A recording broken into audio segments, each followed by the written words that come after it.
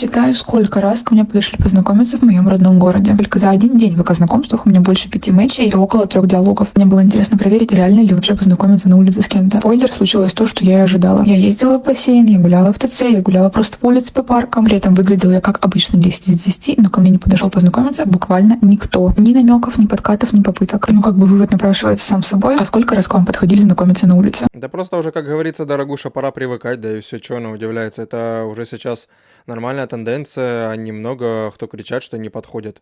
Да, потому что нафиг надо. После того, как вы там напрокачивали себе голову всякими психологинями, всякими коучами и так далее, нет желания. Но как я за себя всегда говорю, я вообще не подходил и не собирался. В крайнем случае, может быть, если бы завязался диалог случайно, ну как-то, допустим, там, не знаю, то помог ты как-то случайно, либо что-то еще там завязался разговор. Ну, то есть ты не планировал знакомиться. Тогда может быть. Ты типа так мог бы, я бы так познакомиться. А целенаправленно, что вот так вот ты шел бы, увидел такой, о, дай-ка я с ней заобщаюсь, познакомлюсь. Нет, нафиг не надо мне по факту. Наверное, я просто привык вот так вот, мне проще узнать человека заранее в переписке, чтобы хотя бы иметь представление, кто это такой человек, нежели рандомно, хрен пойми кого, спрашивать, знакомиться. Антошенька, вкусный борщ? Угу. Вот, девочки, посмотрите, вот так выглядит самый настоящий тарелочник. Борщ твой ест, а замуж не зовет. Ну что тут скажешь, с людьми происходит только то, что они позволяют. В данном случае, если это правда, если они там живут как сожители, как говорят сейчас, модно гражданский брак, и действительно замужем там и не пахнет, ну да, просто она позволяет так делать, и мужчина этим пользуется. Просто это переросло с обычного встречания, что они там тыкались где-то каждый, ну, то есть жили по-разному и тыкались, да, там на расстоянии, вот так вот как-то было не очень хорошо где-то в определенное время видеться, а тут типа удобно. В одной локации живем, кормят, поят, еще и тыкаться можно. Мужчина думает, да окей, нормальная идея, а изначально он, возможно, и не думал никакую семью, ну, если действительно не берет замуж, то и не думал. Не, я понимаю, что сейчас это плохая идея, я вообще логику прослеживаю, как это вообще может быть. И человек просто чудо ждет. Ну, ее проблемы. Что происходит с русскоговорящими мужчинами? Объясните мне, пожалуйста, я не понимаю, как с вами познакомиться. Я уже вроде на мероприятие хожу, улыбаюсь, на сайте знакомств зарегистрировалась. Лайки есть, сообщений нет. Я уже сама начала писать. Вы мне не отвечаете, на встречи не зовете. Я уже думаю, что я плохо так выгляжу, не могу понять.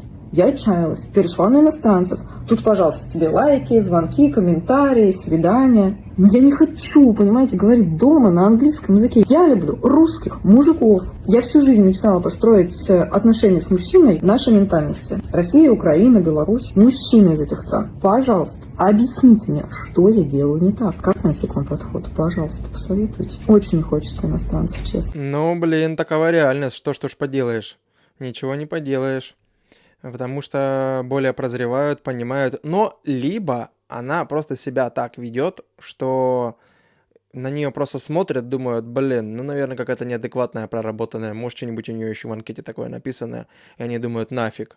Мы же еще не знаем, одинокая она или нет, там, дети, не дети, что вообще, как у нее анкета выглядит. Потому что одно дело, тут она на камеру распинается, что она уже и сама пишет, а ей все равно как бы что-то ее игнорят. А?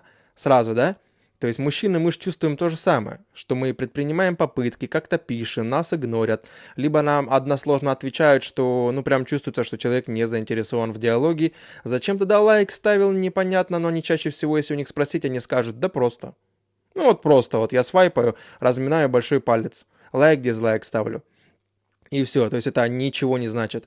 И да, я тоже это давно убедился, что это ничего не значит. То есть если я ставлю лайк какой-то там, в знакомствах, то я просто анкету прочитал или на фотку глянул, думаю, ну просто интересно было бы узнать, что за человек. То есть у меня такое видение. Не знаю, как у вас, напишите в комментариях. У меня такое, если я на сайте именно знакомств. У них, я так понял, по большей части они просто разминают большой палец, и им абсолютно пофигу.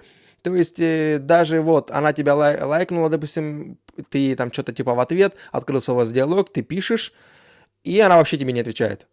Для чего она это делает? Ну, то есть, вот такие вот подобных персонажей там просто, ну, 90%. И поэтому, что она удивляется? Вот, у нас у мужчин примерно то же самое. А что на мужиков-то гоним? Особенно на вот этих вот комментаторов.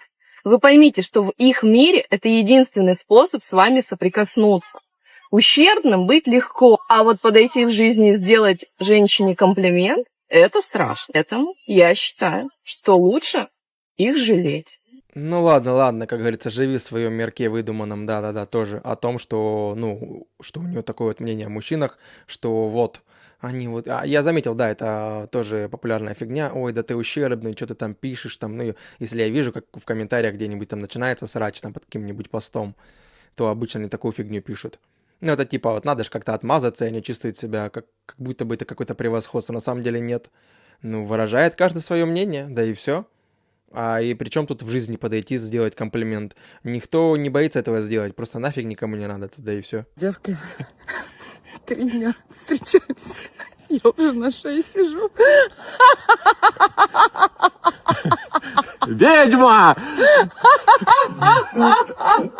Ну вот да, кто позволяет, на том и едут, в данном случае в прямом смысле на шее. И сейчас, конечно, им обоим смешно, а возможно попозже ему будет не смешно. Если реально они встречаются 3 дня, блин, это ж вообще ни о чем. Сейчас мужчины обидятся. Но когда человек не может себе позволить Порш, он начинает искать в нем недостаток. Разве это не так? Так, и в чем логика? Она имеет в виду что? Типа она паршом считает себя, допустим? Ну или в общем, да, каких-то девушек, женщин. И смысл в том, что если ты такую себе распрекрасную не можешь позволить, то вот так вот, да, как она говорит в конце. Ну, блин, ну, короче, бред. Бред бредом. Да и так объективно, даже имея деньги на Порш, он не всем нравится. Вообще абсолютно не всем. Не все, кто там могут позволить себе его новый, там какой-нибудь там хоть рублевый миллионер, прям бегут за Поршом. Это что же зависит от вкусов. Ну, некоторые, конечно, да, есть люди, которые просто возьмут ради понтов. И все, есть такие. Я до недавних пор немного недоумевала, почему вот некоторые мужики, которые одиноки, не особо рвутся в отношения, хотя они такие классные, и я же тоже такая классная. Давайте, газуйте, алло. Сегодня я еду, значит, без интернета в машине, думаю о великом, и до меня доходит. Женщины-то, ну, вот эта вот тема, что женщины готовы к отношениям всегда, а мужчины не всегда. Есть такая мысль, да? Я подумала, так если бы женщинам тоже приходилось платить за отношения, за свидания, мы бы тоже так не рвались в отношения. Логично? Типа, если бы сейчас в Челябинске резко все перевернулось, и мне сказали, теперь, если ты хочешь... Здорово! Мне бы сказали, да, ты хочешь себе красивого мальчика, хочешь обнимашек, целовашек, гуляшек, свидашек, теперь ты за каждое свидание отдаешь минимум 500 рублей ему на напиток, а то и несколько тысяч, чтобы покушать или куда-то сходить, да? Я бы тоже такая, блин, да что-то не так уж сильно и хочется мне этого тепла и ласки. В принципе, можно и потерпеть немножко. Здрасте. О, привет! Просто, когда мне кто-то отказывает, мое эго, хрупкое женское, тяжело переживает это. Потому что я такая классная. Как можно не хотеть со мной отношений? Это очень больно. Но если бы мне приходилось каждый раз платить за парня, то... Да. Это надо очень сильно, чтобы понравился парень. Ну вот, как говорится, добро пожаловать в мир мужчин. Да, вот так вот, с детства, ну и вообще начиная с того возраста, когда мы уже начинаем интересоваться девочками, да, вот такая вот фигня. Да, и когда уже имеем какие-то деньги, сначала могут родители давать, говорят там, на, сходи с девочкой куда-нибудь, там, не знаю, там, конфет купить, ну, условно говоря. А потом сам ты это делаешь, да? А они живут же на другом. И тоже мужское эго. Что такое прям железное, но нет, а то хрупкое женское. Блин, зависит от человека всегда. Ну вот, она поставила себя на секунду на место мужчин и поняла, что это совсем не прикольно. А мы, я же говорю, живем в этом каждый день. Ну и то, она до конца все равно это не осознает, потому что она не мужчина в любом случае. Она как бы девочка, и ей иногда, если там какие-то... Она же вряд ли делает это постоянно. К кому-нибудь подкатывает и отказы. Вряд ли. Она просто скажет, да, я девочка буду ждать там, или что типа того. Парень-то тебя. Слушай, ну он мне нравится, но он зарабатывает какие-то 300 тысяч в месяц. Hello. У него машина-то хотя бы есть? Есть, батя подогнал 18 лет Волгу. Hello. Я в такую даже не сяду. It's me. Он не заказывает доставки, суши, пиццу, он ничего не ест. Ему надо, он готовит сам, ему надо борщ, сало, вот это все, Hello. понимаешь? Рост у него ниже 190 It's сантиметров. me. Ну, куда с ним вообще? Даш, можешь дать контакты этого парня? Зачем? Подружиться хочется. Ну да, хоть сцена видно и наигранная, там заранее, ну, в общем, придуманная и снята, но сам смысл тогда современных девушек, женщин, ну, вот примерно вот такой, да, есть такой вот. Что есть, то и есть. Мужчина, вопрос будет к вам. Расскажите, пожалуйста, как это работает, как вы размышляете. Смотрите, есть вот такая вот девушка, я прикрепила фотографию. Так вот этой девушке подходит знакомиться уйма мужчин вот именно в таком виде. Девушка, может быть, вам чем-нибудь помочь? Пойдемте выпьем кофе. В общем, знакомиться подходит толпами. Когда девушка вот в таком состоянии, более-менее, так скажем, приличном, адекватном, знакомств не происходит. Мужчин как будто бы нет.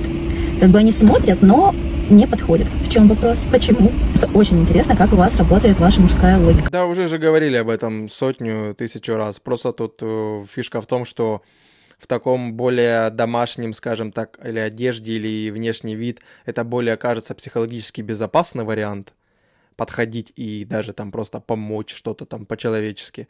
А когда расфуфыренная какая-то идет, на пальцах какая-то, то как будто бы небезопасный вариант. И все, тут они, по-моему, должны уже это как мантру знать, эти моменты. Чего удивляются? За последнюю неделю ко мне подошли познакомиться на улице двое мужчин, и они сказали одну и ту же фразу, что ну красивая, конечно, но мы не твой уровень.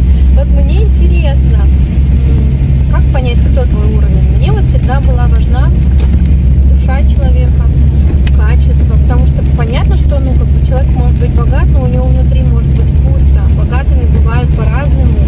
И мне бы хотелось, ну, чтобы человек, чтобы мой уровень, он был прежде всего богат душой, чтобы ну, там, у него был определенный набор качеств и так далее. Но понимаю, что после 30 лет в это уже вообще не стоит верить. Единственный, по-моему, показатель это финансовый, к сожалению. Потому что если ну, мужчина, да и женщина, в принципе, до 30 лет особо ничего не добились, что ждать вообще после 30? Как раз, наверное, после 30 деньги, скорее всего, индикатор вашего ума и душевного состояния. Но не знаю, ситуации бывают разные. Кто-то может развестись, остаться с голой жопой, кто-то там просрать бизнес, но если у тебя внутри горит огонь, ты можешь заново все восстановить. Поэтому мне вот интересно, подскажите, как понять, какой человек твоего уровня, как вот определить вот тот уровень, на котором вы должны рядышком стоять. Вот это она переобулась быстро, то говорит душа, ей бы хотелось в целом, но тут же я понимаю, что, блин, ну все-таки финансы.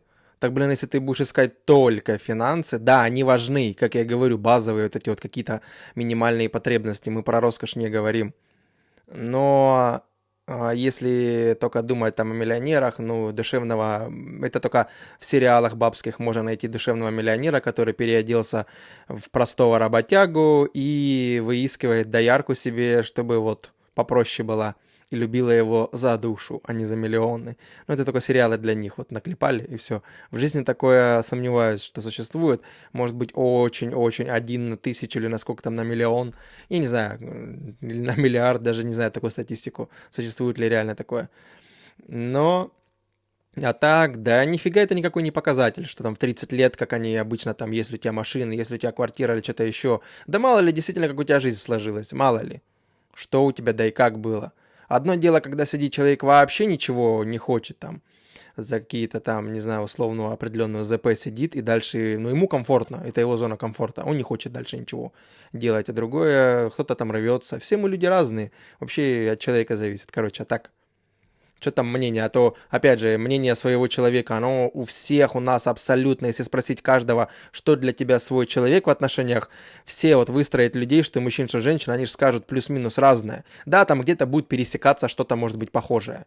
И вот именно, что если где-то пересечется, те люди могут там вместе пообщаться, может быть. А так, это обычная история, у всех у нас своя определенная видимость этого, и поэтому спрашивать, как для вас, ну, блин, для нее это одно, для другого это второе, для третьего третье, ну, все индивидуально. Мне подошел парень знакомиться, и я дала ему свой инстаграм, он начал лайкать, исследовать мою страницу, И я почувствовала, что я так не хочу больше делать. Телефон тоже не хочу давать, хотя я не в отношениях и в целом открыта к знакомствам. Но я заметила такую штуку у мужчин, что для них получить телефон или Инстаграм это уже является дофаминовым действием, которое типа он что-то получил, и дальше он ничего не делает.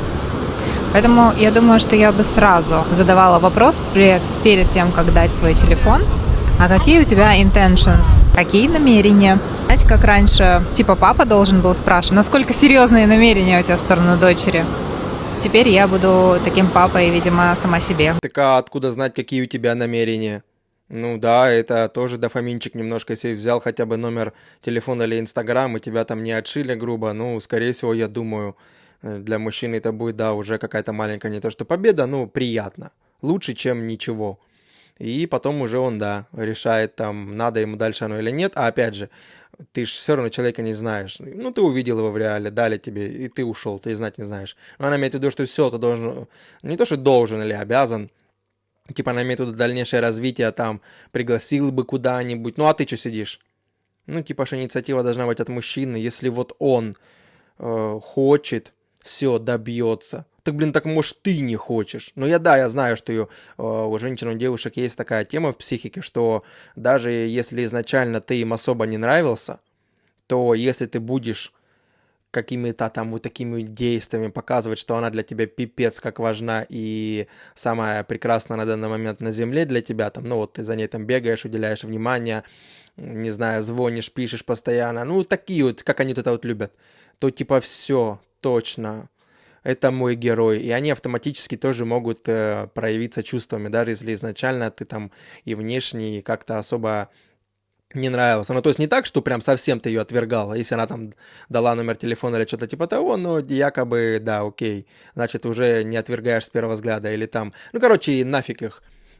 Так, да, она, скорее всего, вот это имеет в виду, что кроме побегай за мной, там, добейся и все остальное, я ж тебе дала, да, номер там телефона или Инстаграма, а ты сидишь, чё манной небесной якобы ждешь. Да просто, может, он по приколу взял, набивает себе опыт. Я выхожу из зала, подхожу к своей машине, проезжает какой-то фраерок, так медленно едет, смотрит на меня, и он хочет что-то сказать, но боится, и знаете, вот это очень долго готовится, чтобы это сказать, такой прям с каким-то другом своим ехал, все-таки решается и такой говорит мне: малая, хорошо выглядишь.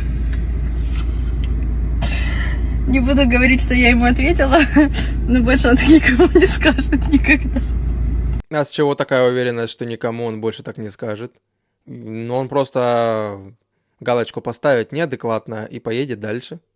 Ну, а так, это просто может быть человеческий фактор, то, что когда тебе с виду как-то там, не знаю, понравилось или поразила тебя там девушка-женщина, и ты просто, как бывает, как говорят, слов не найдешь, прям у тебя затык какой-то психологический, такой волнительный. Может быть, в этом дело, хотя если он такую фразу выдал, ну, короче, не суть важно. Она, конечно, тоже такая себе. Я решила провести эксперимент на улицах Краснодара, проверить, насколько у нас в городе романтичные мужчины. Ходила по главным улицам и предлагала букет пионов всего за 2500. Но какое мое было удивление, когда мужчины говорили, что это дорого, или вовсе делали вид, что не замечают меня с букетом. Ну хоть кто-нибудь, пожалуйста. Ради Господа Бога. Здоровья, счастья. Очень жаль. По итогу букет купила девушка для своей мамы. Какой-то, который не нравится. А что, я маме? Не-не-не. А вы как думаете, почему мужчинам жалко денег на цветы? В смысле, что за бред, блин, жалко денег на цветы. Причем тут вообще это? Вышла, рекламу делала, хотела навариться изначально деньгами. Это какой-то тупой эксперимент на самом деле. Потому что если мужчине надо купить цветы, там, маме, не знаю, своей какой-то половине, если она у него есть, да он пойдет цветочный и купит. Я тоже бы вот так вот на улице, если бы мне сказали, купите, нафига я его буду покупать? Просто в моменте 2,5 отстегнуть? Зачем? Если бы у меня была достойная рядом, с которой я там начал отношения там или что-то, я бы пошел и купил сам. А не просто бы рандомный букет какой-то на улице взял бы, какой-то веник, да? Тем более тот же момент, что не каждой девушке определенные там цветы могут нравиться, эти могут не нравиться. Ну, короче, такое себе. Просто, я говорю, решила денег подскосить. Смотрю на некоторых девчонок, у которых быстро меняются партнеры. Она вот там недавно рассталась с одним молодым человеком, и через пару месяцев у нее уже другой. Или тем более, там, не знаю, она развелась, у нее еще и ребенок. И через несколько месяцев после этого она уже вступает в новые отношения. Для меня это просто какой-то космос. То есть это непостижимый для меня уровень прокачанности женской энергии, не знаю, там, прокачанности личной жизни, потому что я годами сижу одна, без свиданий, без отношений, без мужского внимания, а у кого-то это вот так по щелчку получается. Не думаю, что эти девушки как-то сильно заморачиваются, да, там, как-то специально стараются, чтобы так было. Нет, я думаю, у них это все как-то происходит само собой и естественно. А у меня ничего не происходит. И я уже пытаюсь, там, не знаю, и с психологом это проработать, и в своей голове разобраться. Я думаю, может быть, у меня какие-нибудь не те настройки, может, я что-нибудь не так делаю, как-нибудь не так думаю.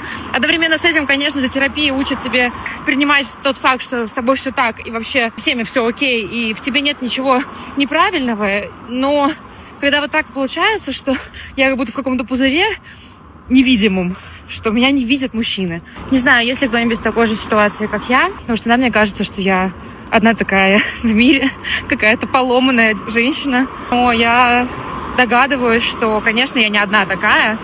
И это дает мне надежду, что просто мы все очень разные. И мое счастье найдет меня другим способом. Не обязательно иметь много ухажеров, чтобы однажды встретить любовь всей своей жизни. И чтобы у тебя сложилась личная жизнь. Но пока вот так. Ну, пока вот так, да, и скорее всего так и будет. И проблема тут единственная в том, что ты просто чистишь себе там какой-то непонятной фигней голову. Психологи, вот эти вот терапия, как они называют. Они же вообще дурные после этой терапии.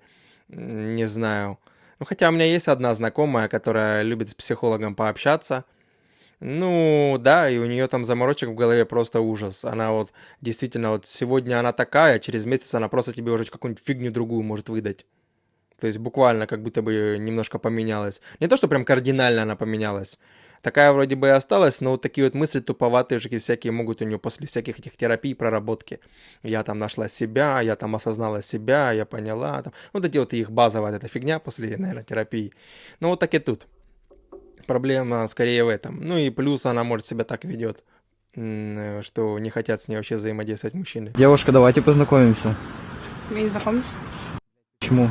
Ну, просто не хочу. Ну ладно. А подожди. Ты даже бороться не будешь, что ли, ты хочешь сказать?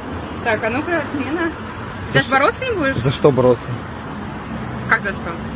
За меня. Я новую найду. Да подожди ты. Это как так вообще? Как новый? Ну все, отстань, ну мы не знакомимся. Да нет, ну нет, ну... Подожди, ты хотел познакомиться, подожди. Я уже не хочу. Да на мой телеграм. Да нет, не надо. Да почему? Ну не надо. Да блин, ну я просто сломалась до завода. Да ну не надо. Ну подожди. Ну стой, ну все. Я очень хорошо умею. Я уже не хочу знакомиться. Почему? Ну, пожалуйста, ну отстань. Ну нет. Мужчина он хотел, он сейчас не хочет, что... Да я не буду знакомиться, да не хочу я. Ты сам только что ко мне подошел. Я уже не хочу, девушка, отстаньте. Да нет, какая разница? Нет, ну девушка, отстаньте. Ну нет, девушка, ну отстаньте. Правильно ты сказала, ты забыл. Да девушка, ну отстаньте. Что ты делаешь? Все, отстаньте, девушка. Больной? Девушка, отстаньте. подошел, Я уже не хочу знакомиться. Мне все равно. Ты Нет, меня девушка, все, нет. Ты меня что, не слышишь? Девушка, нет.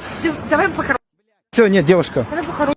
Видитесь. Ты же хотел. Нет, девушка, не хочу, отстаньте, пожалуйста. Ты так разговариваешь, знаешь, с кем будешь? Давай. Все, девушка, до свидания. Ну, кстати, на 100% непонятно, постанова это или нет. Ну, да, в следующий раз просто не надо ломаться. И все. А так, конечно, тоже вот такая вот фигня настораживает, на самом деле, да. Он, наверное, думает, хорошо, что все-таки я не познакомился. Ну, есть же такое, да, тоже сплошь и рядом я не знакомлюсь, типа, поломают что-то, якобы надежда на то, что сейчас парень такой, блин, стопэ, не-не-не-не-не, все, я тебя сейчас тут же добьюсь, ты мне обязательно дашь номер, потому что все, никуда ты не соскочишь. То есть она хотела, чтобы парень, скорее всего, вот так вот себя повел, как она, наверное. Ну, это, конечно, такое себе тоже, я думаю, меня тоже такая тема спугнула бы, потому что она уже там и в конце начала общаться так себе, да. Грубовато. Чем старше я становлюсь, тем больше понимаю, что на меня можно произвести впечатление только тем, что вы хороший человек. Мне абсолютно плевать, сколько вы зарабатываете, где вы живете, что вы носите, где вы обедаете, какой у вас телефон, сколько у вас лайков, подписчиков, просмотров.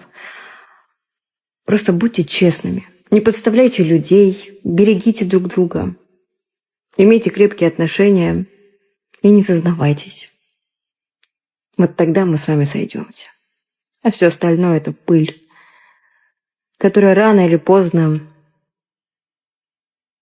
сойдет с вас, и кроме нее ничего не останется. Короче, типа осознала, да, через какое-то количество времени. Ну, логика в этом есть, конечно, что ценно именно, чтобы, да, человек был нормальный, приличный, адекватный, а не его там миллионы за спиной или какое-то имущество, или какие-то действительно лайки, подписки. Если в этом ключе в логике, ну, тут, конечно, да, логично. Мне 33, и мне вообще капец как не верится в то, что я когда-нибудь выйду замуж и рожу ребенка. Мне снятся кошмары, мне страшно от мысли даже этой. Мне вообще не верится. Но есть моя очень близкая знакомая, где я тоже так же не верила в то, что у нее это может случиться.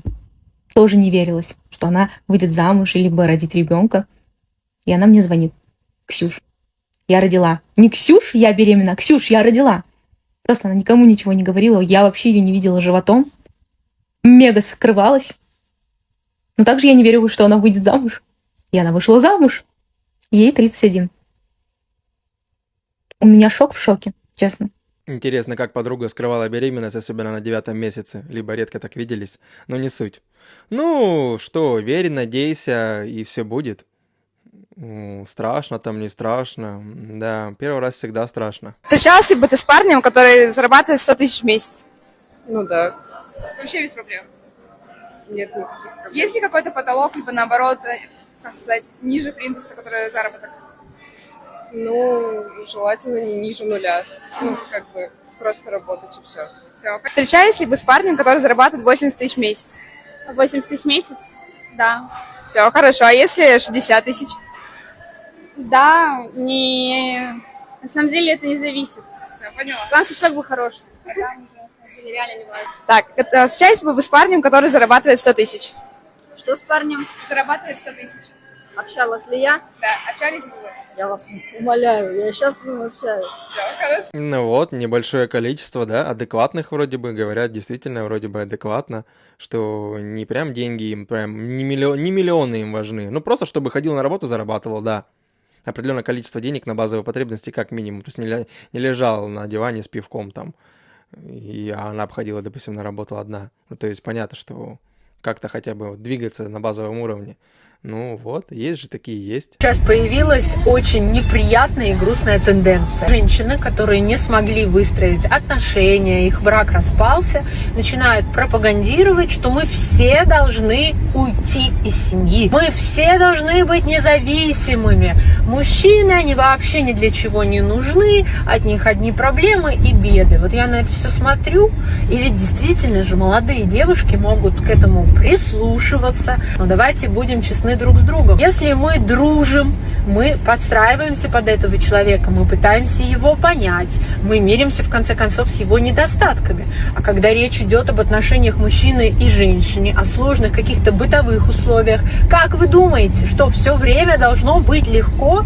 Легко говорить, что мне никто не нужен. Мы все-таки хотим семью, детей, отношения. Я думаю, что дело не в том, что мужчина или женщина стали какими-то плохими, а в том, что мы все стали очень нетолерантными, не гибкими, нетерпеливыми. Нам нужно вот, чтобы все и сейчас, и в лучшем виде. И очень многие из нас заточены на какие-то материальные достижения. И, конечно же, семья, отношения, дружба, материнство, все это никак не пересекается. Это требует колоссального энергетического ресурса и не всегда дает нам желаемую отдачу. Но, друзья, пожалуйста, давайте все-таки периодически включать критическое мышление и учитывать свой личный опыт, а не опыт каких-то обиженных жизнью женщин. Ну, логика в этом тоже есть, вроде бы адекватно так размышляет, вроде бы как говорится, не засирает там мужчину вообще и в общем. Вроде бы здравые мысли. К 40 годам у мужчин начинает свистеть фляга, и это факт. Они начинают скупать мотоциклы. Так, ладно, мотоцикл. Они начинают покупать к нему каску, кофту, рюкзак, ботинки, как-то тюнинговать, вкладываться очень сильно в этот мотоцикл. Хотя можно было бы и жену, да, вложиться, там, путешествие, спа и подарить. Они начинают собирать каких-то таких же странных мужиков с такими же мотоциклами, чтобы пообщаться и вместе поехать в горы на этих мотоциклах. По ветру катаются. Ну чтобы что, я не могу понять, зачем, что происходит. Это понятно, у мужика наступает кризис. Он, наверное, переосмысливает свою жизнь. Может быть, не хватает яркости жизни. Но это очень странная закономерность, что это у всех мужчин к 40 годам начинается. Продавцы мотоциклов, вы счастливые люди. Мне кажется, самые счастливые, наверное, в этот момент в первую очередь продавцы мотоциклов, но потом уже мужчины 40-летние. Мне ответьте на вопрос, ваше мнение, почему они так делают? Мне нравится фраза, когда женщины так говорят, все мужчины. Они что, блин, всю планету знают, что вот четко наступает 40, все, он побежал за мотоциклом на категорию сдавать, да, если, допустим, не было. Все, ну нет же, блин, нет. Зависит тоже от человека. А так, ну, увлечение, что кайфовое увлечение, но главное адекватно этим увлекаться, чтобы не разлететься нигде, да, там. А так, что-то она забывает про девочек. А что, у нас девочек нет на мотоциклах? Да сотни их тоже, тысяч там и так далее, если брать особенно весь мир. Гоняют, хо-хо-хо, у нас их по России просто пачками. Также в мотоклубах каких-нибудь состоят, гоняют, и бывает и пара такая. Оба гоняют вообще без проблем. Поэтому, ну, тоже такое я себе сказала, конечно. И на этом все. Подписывайтесь на канал, жмите колокольчик, пишите свое мнение в комментариях, и всем пока.